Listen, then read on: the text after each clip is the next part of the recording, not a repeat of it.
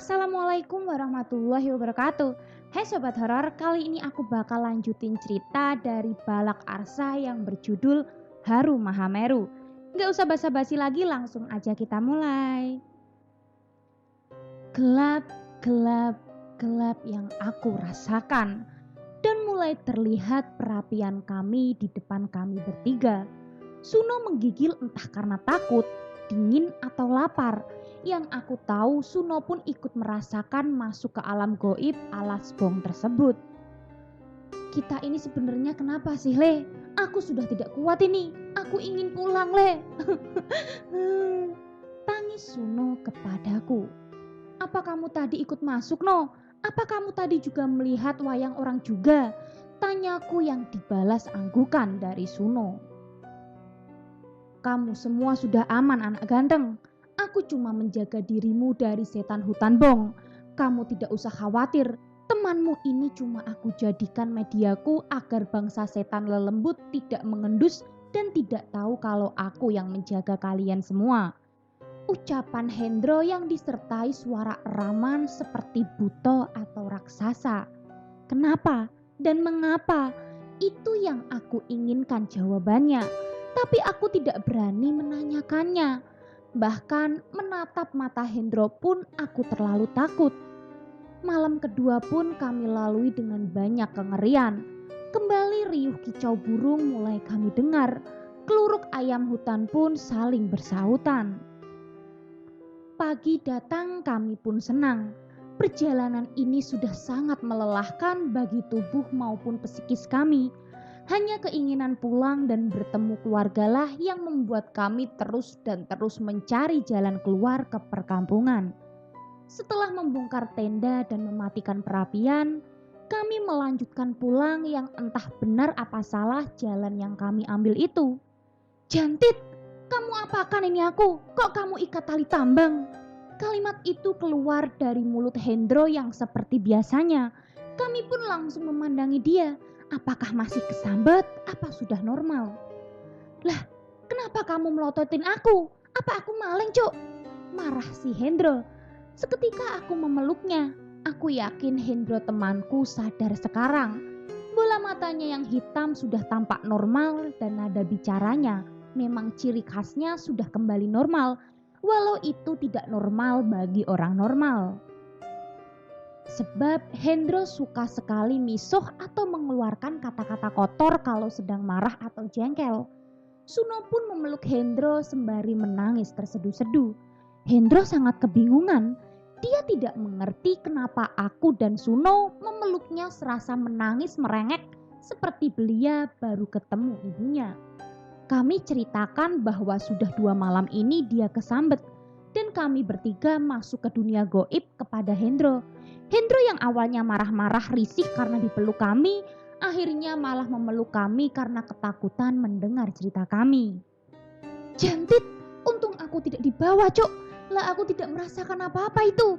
Yang aku ingat ya pas setelah pisah sama Lek Slamet. Terus aku disapa orang tua di jalan mau ke Kalimati. Lah sekarang aku kok ya di sini, diikat tali tambang lagi. Untung aku tidak sadar ya. Kalau sadar apa aku ya kuat menghadapi apa yang kalian alami itu? Ucap Hendro kepada kami. Kesedihan bercampur rasa bahagia karena Hendro sudah normal kami rasakan. Lantas kami bersujud syukur kepada Tuhan pencipta alam semesta. Tapi kebahagiaan itu hanyalah sementara. Keluar dari ketakutan alam goib menuju ketakutan selanjutnya, yaitu rengekan Hendro dan Suno karena kelaparan. Persediaan makan kami sudah habis. Air minum bahkan kopi kami pun tidak ada. Entah habis atau raib entah kemana. Botol air mineral pun tinggal seteguk saja isinya. Kami naik turun jalan terjal mencari makan dan air, namun belum mendapatkannya. Karena pengalamanku di Sispala lumayan, aku akhirnya mendapatkan makanan dari memakan tunas rotan muda dan meminum air embun yang di permukaan daun-daun talas. Kubakar tunas rotan itu, kami makan bersama-sama. Kukumpulkan butiran-butiran air di dalam Kukumpulkan butiran-butiran air di daun talas ke dalam botol agar kami bisa hidup dan tetap hidup. Karena di belantara rimba hanya ada kata survive or die, bertahan hidup atau mati. Apakah di malam ketiga ini kami akan mendapatkan surprise lagi dari alam goib ala Semeru? Tidaklah penting lagi bagi kami. Dari keterbatasan akan makan dan minum ternyata membawa keasyikan sendiri. Kami saling bahu-membahu, bahkan di hari itu kami banyak sekali candaan-candaan yang kami lakukan. Sampai ketika kami menemukan batu besar tempat kami membangun tenda di malam pertama. Aku meyakininya karena kayu bekas perapian kami masih ada. Bahkan bekas makanan kami yang gosong pun masih di tempatnya. Sebenarnya kurang elok meninggalkan lahan bekas camp dengan keadaan yang masih kotor seperti itu. Karena sebaik-baiknya pendaki atau petualang adalah membawa sampahnya turun kembali. Namun ketakutanlah yang membuat kami buru-buru meninggalkan tempat itu. Aku berusaha bahagia walau itu menyesakkan dada. Hore, kita kembali lagi ke tempat kemarin itu, Cok. Kalian masih ingat kan? Tanyaku ke Suno. Iya, jadi seperti pertemuan yang dinantikan katanya. Jawab Suno tertawa tapi kecut mukanya. Ya sudah, ayo cepat mendirikan tenda sekarang, ucap Hendro sembari mengeluarkan peralatan camp miliknya. Cok, jangan di sini, mending terus jalan aja. Hari masih siang gini mau mendirikan tenda. Hardik si Suno kepada Hendro sembari memainkan mata kode kepadaku. Iya Hen, mending terus naik aja. Kita mengikuti jalur yang ada di peta Pak Lek Slamet ini aja. Jawabku memantapkan hati kami bertiga. Perjalanan kami lanjutkan. Jalur di atas rata-rata kami lalui. Sudut kemiringan jalur lebih dari 45 derajat. Tapi tidak lupa kami lalui dengan perasaan bahagia yang membungkus kesedihan dan ketakutan. Tidak jarang kami bermain dengan siput-siput di sepanjang trek kami. Kami kumpulkan dan kami buang begitu saja. Sampai ketika burung pun masih banyak yang bernyanyi merdu, tapi aku menemukan jalan buntu. Hanya tebing yang menjulang tinggi di depan kami disertai lumut yang menghiasi permukaannya dan juga tetesan air dari atas yang sudah menjadi embun. Sejenak aku mengeluarkan kompas hitam andalanku dengan tutup dan berlogo Tutwuri Handayani. Ya Tuhan, lihatlah ini. Ini kompasku kok muter terus. Lah ini mana utara, selatan, apalagi timur barat. Kenapa ini bro? Kataku sembari menunjukkan kompas itu kepada teman-temanku. Mataku terbelalak tidak habis pikir dengan semua keganjilan yang aku rasakan di sini. Kenapa kompas pun yang dikatakan alat dewa pencari mata angin bisa tidak tahu arah? Apakah ini ada di alam goib? Atau ini memang keagungan Tuhan yang diciptakan untuk mengingatkan kita akan kebesarannya? Suno hanya bilang, meski membingungkan tetap ayo pada berdoa, jangan lupa untuk bahagia. Ucapnya sembari tertawa menyaksikan keanehan ala Semeru. Lucu, memang terkesan lucu bila kami tersesat di hutan belantara dan tidak tahu arah juga. Bagaikan jatuh dari pohon tertimpa Ariel Tatum. Sakit tapi empuk dan bahagia juga perasaan kami. Sayup-sayup terdengar seekor ayam betina yang sedang menggiring anak-anaknya mencari makan di sekitar kami. Rek, ayo ditangkap terus dibakar, pasti enak itu Rek. Ide Hendro dan diiyakan oleh Suno. Tapi aku berpikiran lain. Masa ayam hutan tidak takut pada manusia? Pasti di sekitar sini ada perkampungan. Aku langsung meminta teman-temanku bersama mengikuti ayam babon tersebut kemanapun dia melangkah. Masih lama kami mengikuti ayam tersebut sembari tertawa dan kadang menangis. Kondisi kami yang semakin lemah tidak kami hiraukan. Yang terpenting saat ini hanya menguatkan mental kami. Tubuh boleh lemah, tapi asalkan hati dan pikiran kami kuat, aku yakin semua bisa kami lalui. Kudapan kecil diberikan Suno kepada aku dan Hendro. Snack hutan yang terbaik kami kunyah dan rasakan kenikmatannya. Hanya ares atau bongkol pohon pisang itu yang kami kunyah. Air yang ada di dalamnya mampu menghapus dahaga dan lapar kami. Jalanku percepat agar diriku tidak kehilangan jejak dari ayam babon itu. Sembari tangan kanan kami tetap memasukkan snack hutan ke mulut masing-masing. Di kejauhan tampak, "Cok, ada cewek, Cok!" seru Hendro seraya mengarahkan jari telunjuknya. Kami bertiga bagaikan menemukan apa yang kami harapkan selama 2 malam ini. Keberadaan kedua wanita itu menandakan adanya perkampungan di dekat sini. "Mbak, tolong mbak, mbak, tolong, tolong!" teriakan kami bagaikan lolongan serigala di sore itu. Sambil menangis dan berlari kami mendekati wanita-wanita tersebut. Sungguh tidak kami rasakan luka lecet akibat goresan-goresan batu dan ranting di sekujur tubuh kami. Yang kami inginkan agar kami dapat diselamatkan dari sana. Kami terus berlari dan berlari. Namun semakin lama kami kejar, semakin menjauh juga kedua wanita itu. Kami tidak bisa membedakan ini nyata apa tidak. Apakah kedua wanita tersebut hanyalah fata morgana saja? Suno jatuh terjelembab pada lubang kubangan yang entah kubangan babi atau apa. Temanku Suno jatuh tersungkur dengan kepala terlebih dahulu. Kami tidak menghiraukannya. Yang pasti kami harus mengejar wanita itu. Beberapa waktu aku baru ingat kalau aku meninggalkan Suno, aku takut kehilangan temanku itu. Aku menghentikan lariku dan meneriaki Hendro. Hen, berhenti! Berhenti, jangan dikejar. Suno ini kecebur kubangan. Ayo ditolong dulu. Aku dan Hendro kembali mencari di mana Suno jatuh tadi. Sangat lucu kejadian itu. Bahkan kami yang baru menangis pun langsung tertawa terbahak-bahak. Kepala Suno ada di bawah dengan posisi tertutup lumpur separohnya. Tubuhnya melengkung dengan kaki tertekuk di atas.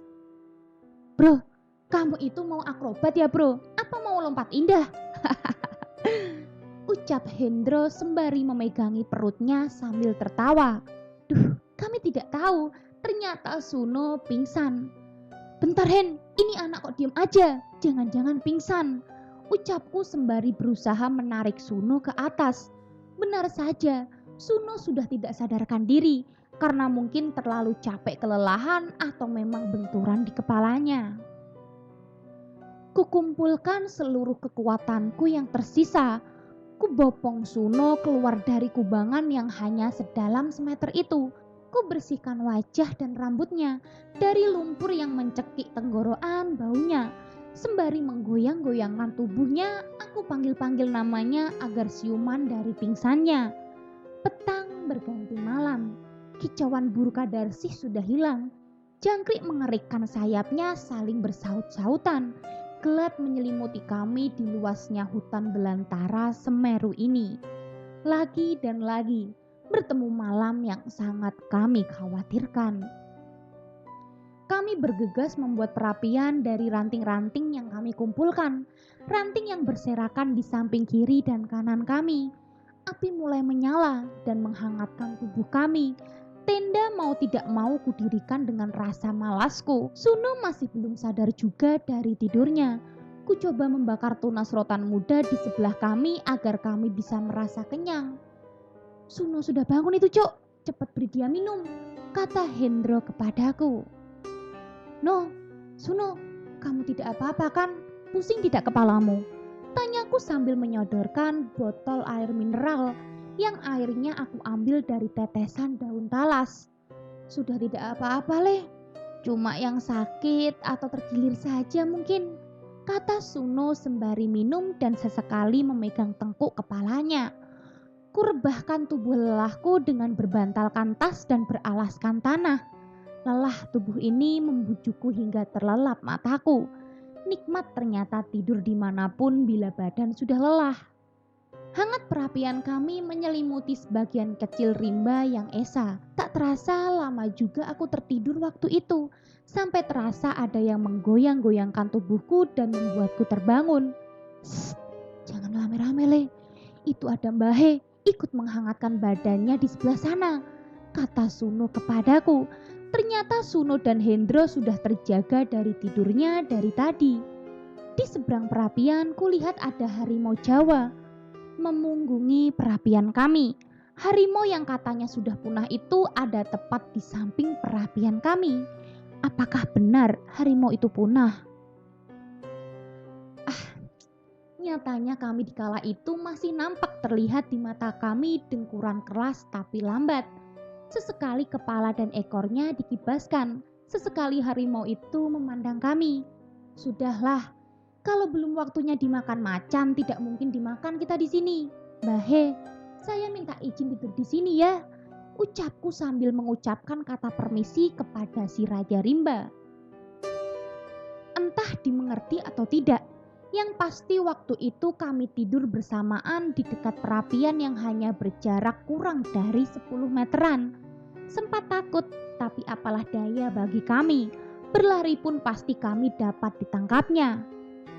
Sejatine manungsa iku mung balung daging getih kang isi nyawa.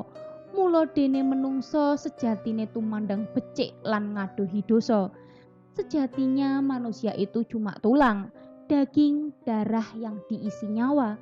Maka seharusnya manusia sejatinya berbuat baik dan menjauhi dosa. Sungguh malam yang menakutkan. Tapi anehnya tidak ada sedikit penggangguan dari makhluk gaib, jin atau lelembut. Kami bagai mendapat perlindungan dari Tuhan yang mengirimkan guardian angel berupa harimau loreng Jawa. Mata semakin berat, tubuh semakin lemah, dan kami pun terlelap dalam rengkuhan malam yang cerah tanpa bintang. Embun pagi membasahi pipi kami, fajar pagi menyapa dengan ramah walau sedikit resah. Jeritan sekelompok mantenan merah menambah cantiknya hutan ini. Kami matikan bekas perapian itu. Kami juga bersihkan alat camping kami agar tidak ada yang tertinggal. Di sebelah agak ke atas ada aliran sungai kecil yang jernih. Kami bersihkan tubuh ini sekalian memenuhi botol-botol minuman kami. Ku cari tumbuhan pakis hutan. Ku makan pupusnya yang terasa bagai mentimun itu. Tanpa kami sadari, ada dua bola mata yang selalu dan terus mengawasi kami. Sampai suara itu terdengar, ada sedikit rasa was-was yang mengintai. Tetap saja kompas kami tidak berfungsi. Jam warisan dari kakak-kakak gembel elit pun yang dihadiahkan kepadaku juga hilang manfaat entah mengapa. Pagi itu kulangkahkan kaki yang sudah lemah itu menuju hilangnya kedua wanita kemarin. Sambil berharap ada manusia selain kami bertiga di sini. Dunia ternyata tidak sejahat yang kami bayangkan.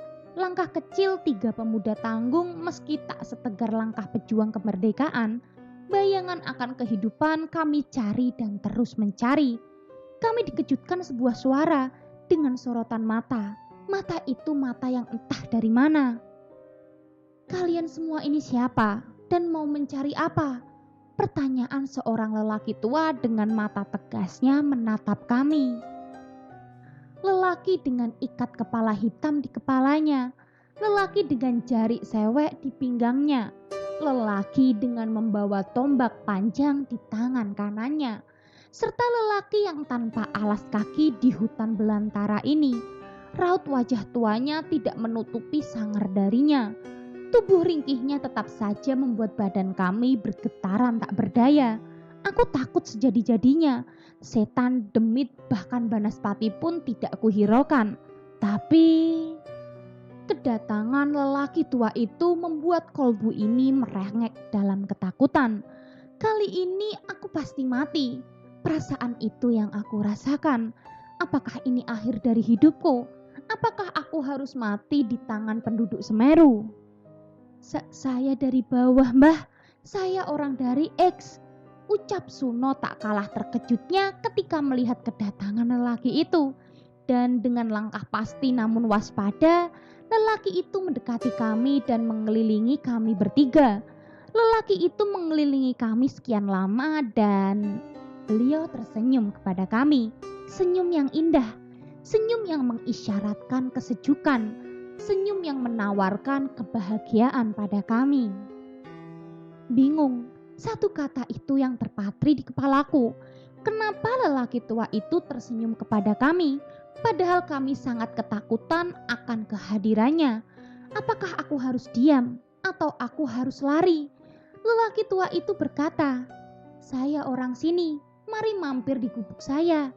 Rasa resah kami serasa hilang bagaikan tetesan air di padang savana. Kebahagiaan nan haru memenuhi rongga kolbu kami. Rasa bahagia yang tiada tara serasa menerangi kami. "Iya mbah, ayo mbah, saya kelaparan ini mbah, ingin makan," kata Hendro sembari memegangi perutnya. "Hush, mulutmu tidak punya malu sama sekali," sahut Suno sedikit merendahkan nada bicaranya. Aku hanya bisa bersimpuh lemah. Rasa bahagia bertemu dengan penduduk setempat membuat semua uratku yang tegang langsung melemas.